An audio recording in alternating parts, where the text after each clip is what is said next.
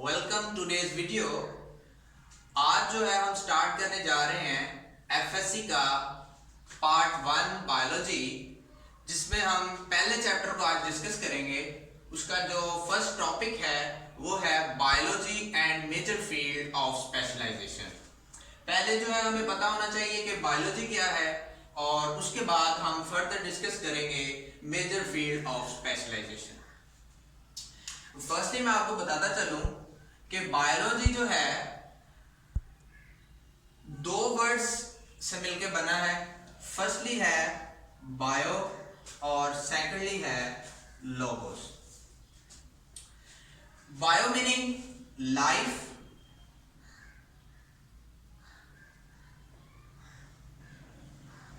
और logos meaning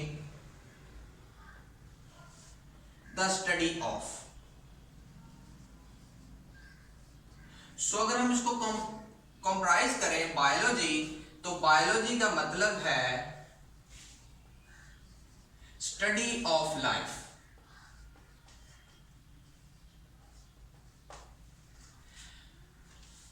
उसके बाद जो है हम further one by one discuss करेंगे मेजर फील्ड ऑफ स्पेशलाइजेशन। अगर मॉडर्न डेफिनेशन जो है वो बायोलॉजी की देखी जाए तो ये है relationship between living and non-living। अगर हम डेली बेसिस पे जो अगर हम एग्जाम्पल यहां पे अगर देखें तो वाटर जो है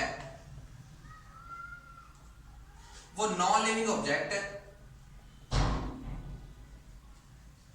और अगर लिविंग थिंग में देखा जाए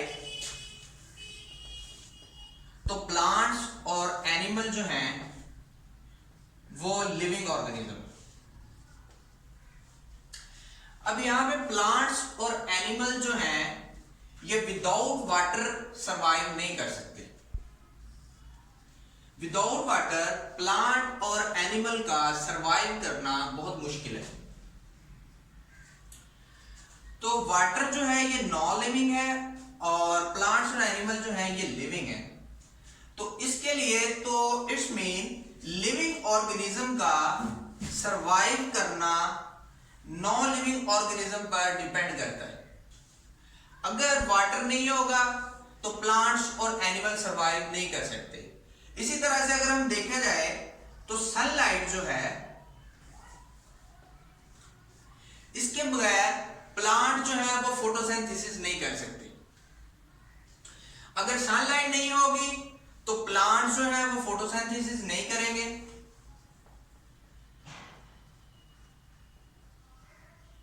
इट्स मीन फोटोसिंथेसिस जो है वो स्टॉप हो जाएगी, और अगर फोटोसिंथेसिस जो है वो स्टॉप हो जाएगी तो प्लांट्स जो है वो ऑक्सीजन जो है वो रिलीज नहीं कर पाएंगे, और अगर ऑक्सीजन रिलीज नहीं होगी तो एनिमल्स और ह्यूमन का सांस लेना जो है वो मुश्किल हो जाएगा। अगर ऑक्सीजन जो है यहां पे इसकी कमी हो जाएगी तो ये इसका भी डायरेक्टली जो इंपैक्ट होगा वो एनिमल, प्लांट्स और ह्यूमन पर होगा। यहां से पता चला कि लिविंग और नॉन लिविंग के रिलेशनशिप जो है ये क्या कहलाता है, बायोलॉजी। अब यहां हमारे माइंड में जो एक क्वेश्चन अराइज होता है वो है कि व्हाट इज लाइफ।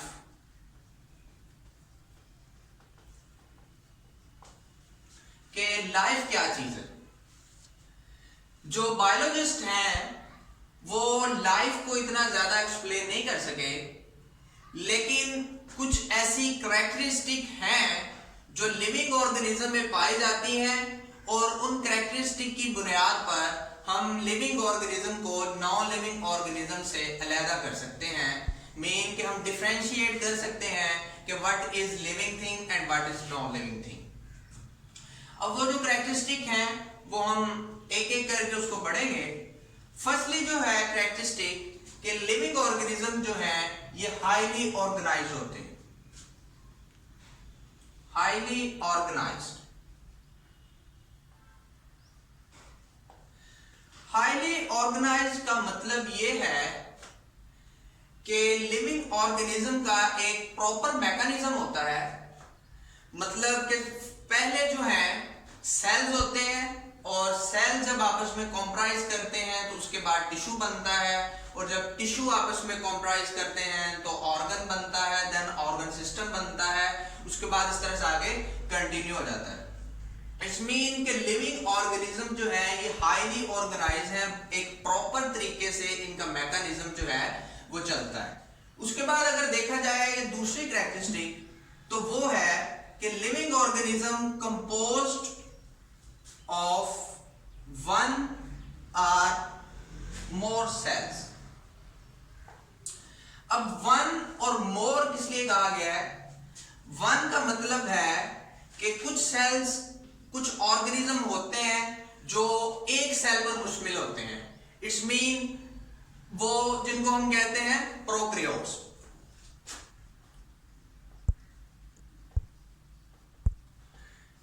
प्रोकैरियोट्स वो ऑर्गेनिज्म है जो एक सेल पर मुश्तमिल होते हैं। It's mean they are unicellular. अब प्रोकैरियोट्स में क्या आता है? प्रोकैरियोट्स में बैक्टीरिया आता है। उसके अलावा फंजाई की कुछ टाइप्स हैं जिसमें यीस्ट जो है ये भी क्या है? Unicellular. It's mean yeast is also composed of one cell. और अगर हम इस एक से ज्यादा की बात करें तो एक से ज्यादा का मतलब है multi cellular. The organism which are composed of more than one cell are called multi cellular.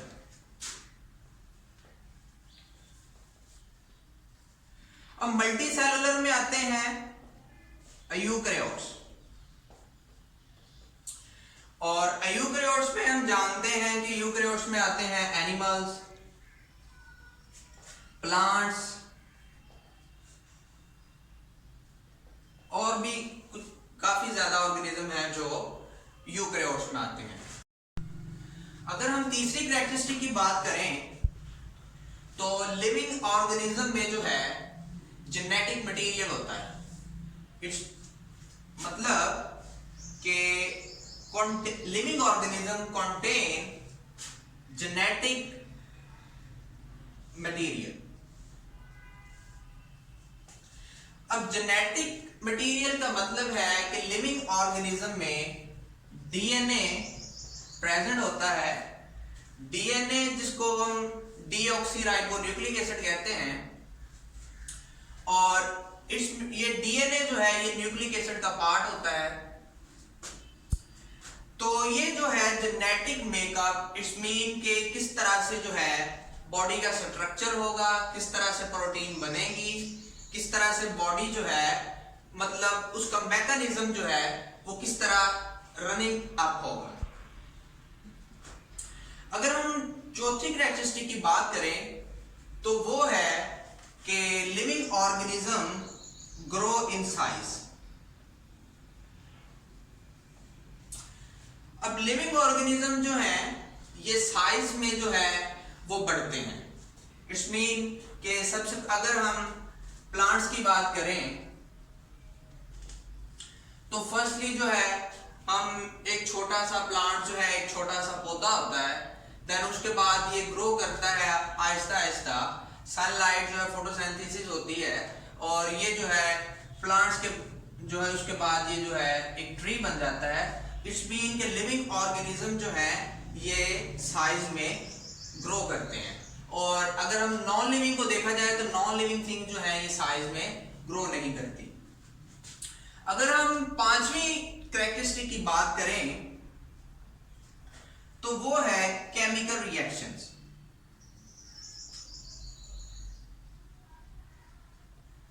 अब लिविंग ऑर्गेनिज्म में केमिकल रिएक्शंस होते हैं। अगर केमिकल रिएक्शन का मतलब है कि मेटाबॉलिज्म, जो मतलब कि कुछ सब्सटेंसेस जो हैं वो ब्रेक डाउन होती हैं, कॉम्प्लेक्स सब्सटेंसेस जो हैं वो ब्रेक डाउन हो जाती हैं स्मॉल सब्सटेंसेस में, और कुछ स्मॉल सब्सटेंसेस जो हैं वो मिलकर जो हैं वो लार्ज मॉलिक्यूल्स बनाते हैं जिसको हम कैटाबॉलिज्म और एनाबॉलिज्म भी कहते हैं। ये जो है ये लिविंग ऑर्गेनिज्म में सारा प्रोसेस होता है। इसको हम कहते हैं कि केमिकल रिएक्शन जो है ये लिविंग ऑर्गेनिज्म में होता है, जो कि लैक करता है नॉन लिविंग ऑर्गेनिज्म में। एक ये भी कैरेक्टरिस्टिक है जो लिविंग ऑर्गेनिज्म को और नॉन लिविंग ऑर्गेनिज्म से डिफरेंशिएट करती है। अगर हम छठी कैरेक्टरिस्टिक की बात करें कि लिविंग ऑर्गेनिज्म की, तो ये है कि लिविंग ऑर्गेनिज्म जो है इसको एक्वायर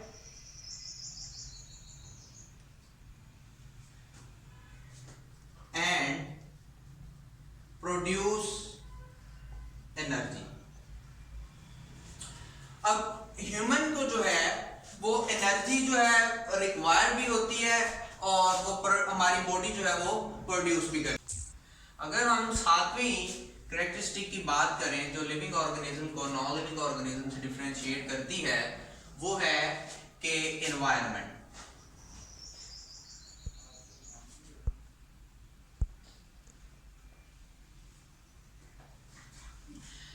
फॉर एग्जाम्पल अगर देखा जाए कि अगर इन्वायरमेंट जो है वो चेंज होता है, अगर इन्वायरमेंट में फ्लक्चुएट आता है, फ्लक्चुएशन होती है, तो ये जो है हमारी ऑर्गेनेलिज और ऑर्गन सिस्टम जो है वो प्रॉपरली वर्क नहीं कर पाते।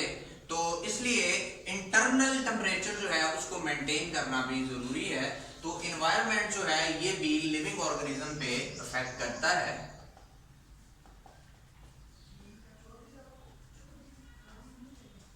अगर इसकी हम आठवीं कैरेक्टरिस्टिक देखें तो वो है कि लिविंग ऑर्गेनिज्म जो है प्रोड्यूस ऑफस्प्रिंग। मतलब लिविंग ऑर्गेनिज्म जो है वो अपने जैसे ऑफस्प्रिंग प्रोड्यूस करते हैं by sexual and asexual reproduction.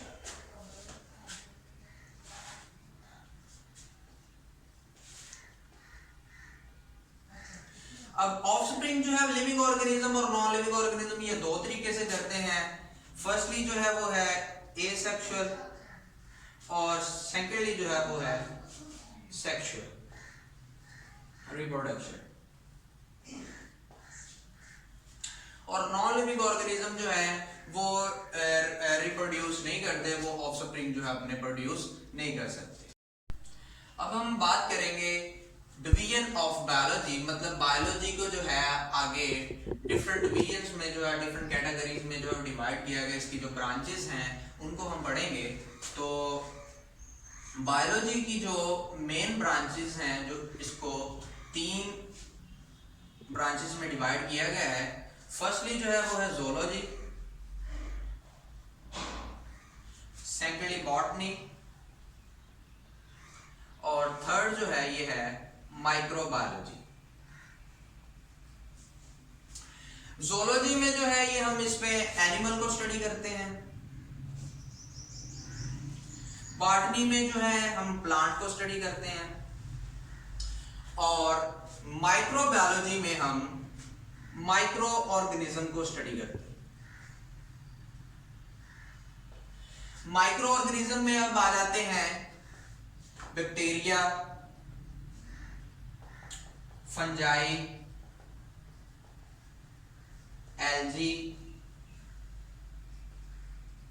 Protozoa और भी काफी माइक्रो ऑर्गेनिज्म हैं जो हम माइक्रोबायोलॉजी में डिस्कस करते हैं। नेक्स्ट जो है हम बात करते हैं molecular biology.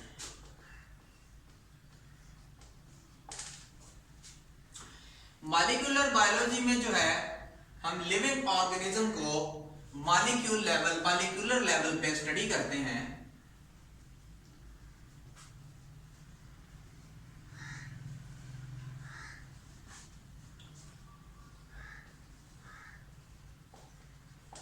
It's mean the study of organism to the molecular level is called molecular biology।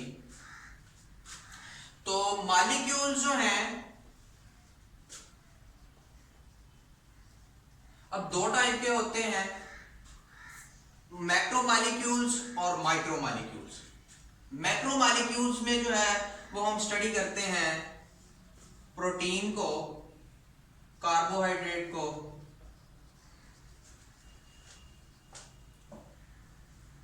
और इस तरह से जो है और काफी मैक्रो मॉलिक्यूल्स हैं जिनको हम स्टडी करते हैं। उसके बाद माइक्रो मॉलिक्यूल्स भी हैं जो हम मॉलिक्यूलर बायोलॉजी में स्टडी करते हैं। अगर इसके बाद बात की जाए एनवायरमेंटल बायोलॉजी की,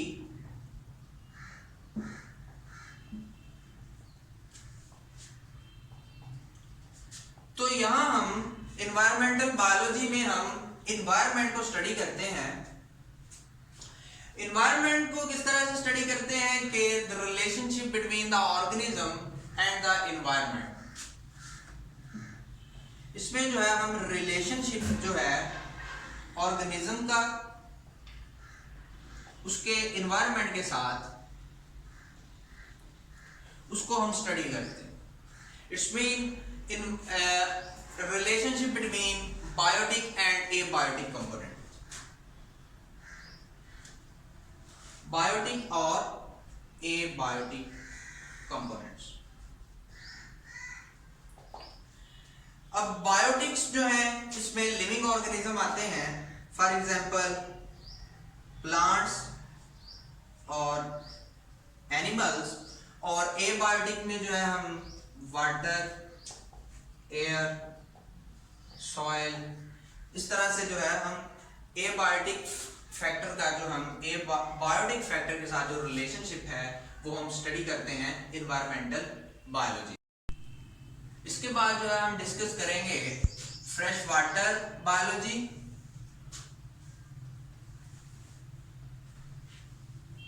और मेराइन बायोलॉजी। फ्रेश वाटर जो है इसमें आ जाते हैं लेक्स, पॉन्ड्स, और जो मेराइन बायोलॉजी है इसमें आ जाते हैं सी और ओशन। इसका मतलब कि वो लिविंग ऑर्गेनिज्म जो फ्रेश वाटर में प्रेजेंट होते हैं, फ्रेश वाटर में एग्जिस्ट करते हैं, उनको जो है उनकी स्टडी को जो है वो हम कहते हैं फ्रेश वाटर बायोलॉजी। और वो ऑर्गेनिज्म, लिविंग ऑर्गेनिज्म जो मेराइन, इट्स मतलब सी और ओशन में जो है एग्जिस्ट करते हैं, उनकी स्टडी को हम कहते हैं मेराइन बायोलॉजी।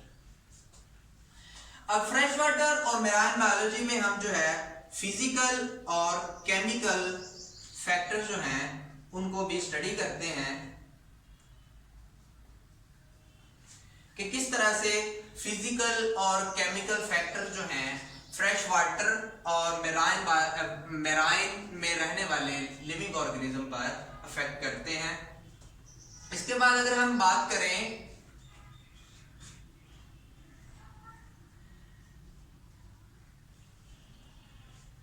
पैरासाइटोलॉजी की, तो पैरासाइटोलॉजी में जो है हम स्टडी करते हैं पैरासाइट को।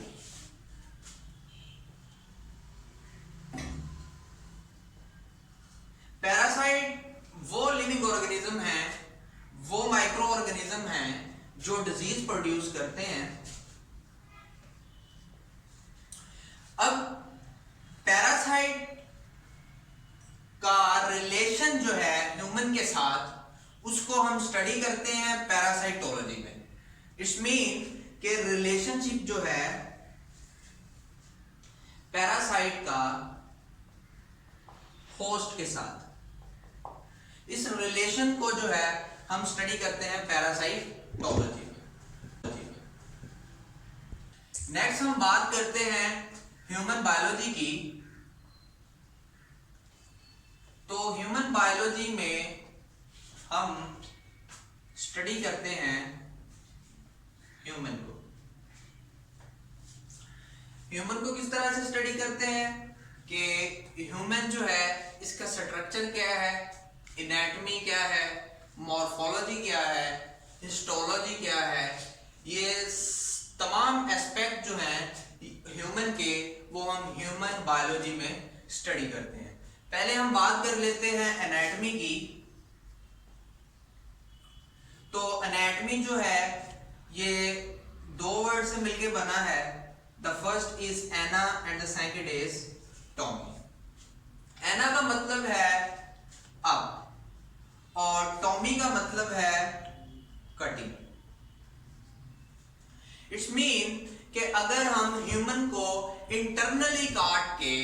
स्टडी करें तो उस स्टडी को हम कहते हैं एनाटॉमी। मॉर्फोलॉजी कहते हैं the structure of human. It's mean कि ह्यूमन का जो है स्ट्रक्चर कैसा है, मतलब स्ट्रक्चर को अगर हम स्टडी करेंगे तो इसका मतलब है हम ह्यूमन की मॉर्फोलॉजी को स्टडी करेंगे। उसके बाद हम बात कर लेते हैं हिस्टोलॉजी की। तो हिस्टोलॉजी कहते हैं study of tissue. It's mean कि ह्यूमन जो है किन किन टिश्यू से मिलकर बना है, स्टडी जो हम टिश्यू की करते हैं उसे कहते हैं हिस्टोलॉजी। स्टडी ऑफ टिश्यू के किस तरह से टिश्यू जो है वो कंप्राइज होते हैं और ऑर्गन बनाते हैं। उसके बाद हम ह्यूमन फिजियोलॉजी, वो भी ह्यूमन बायोलॉजी में डिस्कस करते हैं। नेक्स्ट हम बात करते हैं सोशल बायोलॉजी की।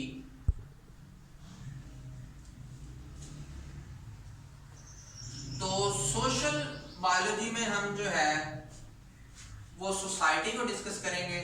सोसाइटी में मतलब कि ह्यूमन का जो है वो सोशल बिहेवियर किस तरह से है और उसका जो है कम्युनल वे ऑफ लाइफ क्या है, communal way of living organism जो है वो भी हम सोशल बायोलॉजी में डिस्कस करेंगे। कम्युनल कहते हैं ग्रुप्स को। इट्स मीन कि हम जिस तरह से ग्रुप्स में डिवाइड किया, ह्यूमन को जो है वो ग्रुप्स में डिवाइड किया गया है, उसकी जो हम स्टडी है वो भी जो है हम सोशल बायोलॉजी में डिस्कस करते हैं। उसके बाद अगर बात की जाए तो सबसे मेजर फील्ड वो है बायोटेक्नोलॉजी।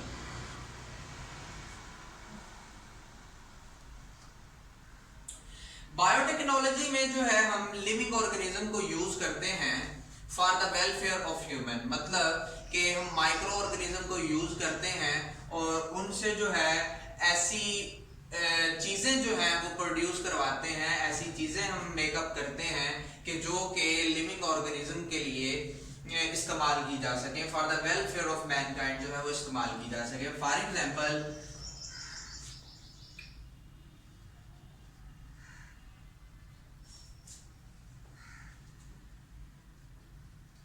अगर हम बात करें ब्रेड की, तो ब्रेड जो है इसमें जो है हम यूज करते हैं यीस्ट को। तो यीस्ट जो है ये एक फंजाई की टाइप है, तो यीस्ट को हम यूज करते हैं ब्रेड प्रोड्यूस करवाने के लिए। उसके अलावा हम बैक्टीरिया भी यूज करते हैं इंसुलिन प्रोड्यूस करने के लिए। उसके अलावा हम बियर प्रोड्यूस करते हैं। उसके अलावा हम फर्मेंटेशन करवाते हैं मिल्क की जब फर्मेंटेशन होती है तो उससे जो कर्ड प्रोड्यूस होता है वो भी हम प्रोड्यूस करवाते हैं ड्यूरिंग फर्मेंटेशन ऑफ मिल्क। अगला जो है वो है पैलेंटोलॉजी।